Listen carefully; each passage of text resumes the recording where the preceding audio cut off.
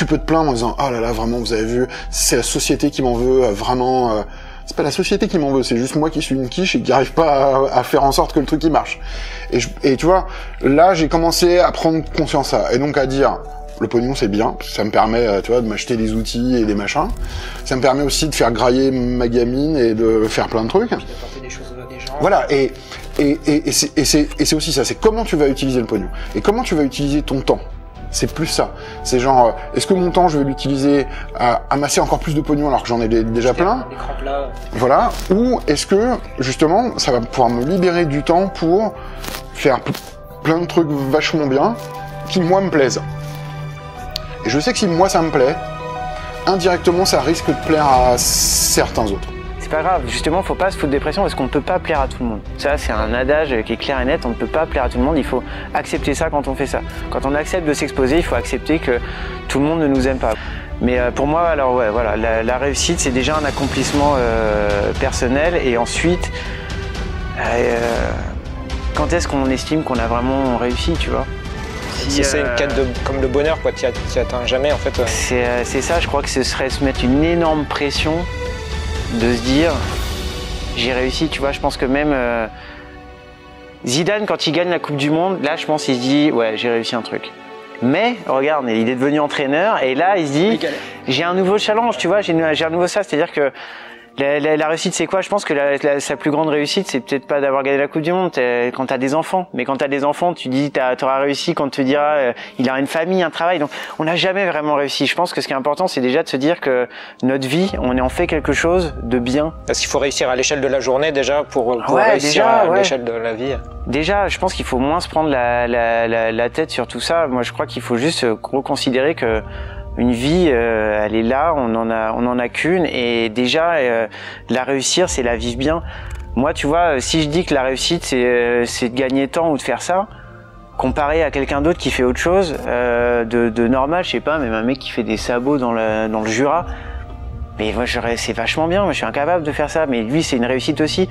Tu vois, je pense que si on compte trop la réussite et qu'on la met trop sur un piédestal, c'est le meilleur moyen de créer un gouffre entre les gens, parce qu'en fait, faut respecter tout ce que fait tout le monde, tu vois. Elon Musk, exactement, c'est dans cet esprit, parce qu'ils ont une visée un peu lointaine, même si ça peut paraître inatteignable, mais c'est pas grave. C'est un cap, quoi. Ouais, c'est un cap, c'est une direction. Et c'est ce qui est le plus important, je pense, dans ces personnes-là, c'est d'avoir une direction et d'aller toujours vers cette direction. Qu'on l'atteigne ou qu'on l'atteigne pas, c'est pas grave, on y va, quoi. Et parfois on fait des biais, parfois on a des obstacles, on les surmonte, on les contourne, voilà. C'est quoi ta définition de la réussite, du coup? Bah, c'est un peu tout ça, quoi. C'est un peu le fait de... Pour moi, quand j'ai un projet qui réussit, c'est que ça a fait plaisir à des gens, quoi. C'est les gens qui ont été contents, qui se disent ah ouais, j'ai rigolé. S'ils sont 10 ou s'ils sont 100, 1000. Oui, carrément. C'est pour ça aussi, tu vois, je mets pas de tracker, tu vois, j'ai fait mon appli sur les réfugiés. Si ce n'est le nombre de téléchargements de l'appli, parce que c'est écrit sur le store, j'ai pas mes trucs d'analyse de data dedans, parce que des fois j'ai des gens qui me disent oui, combien de personnes ont ce truc, ou... En fait, je sais pas. Après, il y a aussi la question du respect de la vie privée des utilisateurs, on va pas les traquer, machin. Et en fait, autant au tout début de mon blog, je voulais voir les visites enfin pas en temps réel, mais au jour le jour, tiens, mes 3 articles, ils ont mieux marché parce que j'ai eu plus de visites, etc. Et je me suis rendu compte qu'en fait, quand je publiais des articles avec juste une vidéo un peu sympa sur le design avec 3 mots, bah des fois j'avais plein de visiteurs, puis des fois j'écrivais un long pavé bien réfléchi, etc. Puis j'avais moins de visiteurs et je me disais merde, je voudrais que les gens lisent mes trucs que j'espère être vachement intelligents. Ouais, ça m'arrive souvent en pensant faire un bon boulot, je le publie et qui intéresse moins de monde. Donc en fait j'ai arrêté tous ces critères-là en me disant ok, en fait c'est pas ça qui m'épanouit en fait dans le côté quantitatif, et donc ça va être que du qualitatif. Donc des fois j'ai juste un client qui me dit ah, franchement je suis content du travail, quoi, c'est bien. Voilà, pour moi c'est un projet réussi quand il y a ça. Ou quand les gens l'utilisent, mais ou quand je fais un dessin et que je donne à quelqu'un de ma famille et qui est super content, et pour elle c'est précieux parce que c'est entre guillemets son fils ou son neveu qui l'a fait et que la personne est contente. Ça c'est un projet réussi, quoi. Je suis jamais satisfait de mon travail. J'arrive pas à regarder mes vidéos.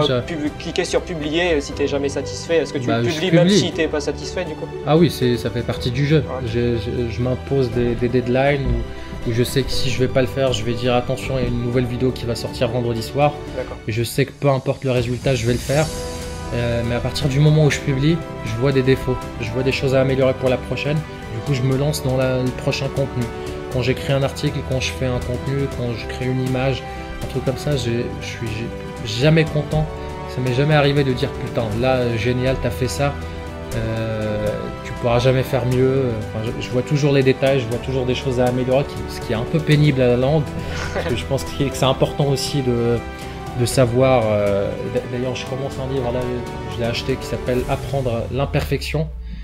Je pense que c'est quelque chose dont j'ai vraiment besoin, mais en tout cas, ce qui me motive, c'est toujours me dépasser mes limites en m'amusant, en essayant, ok, jusqu'où je peux pousser la chose, jusqu'où je peux apporter de la valeur aux autres, jusqu'où je peux également améliorer ma vie.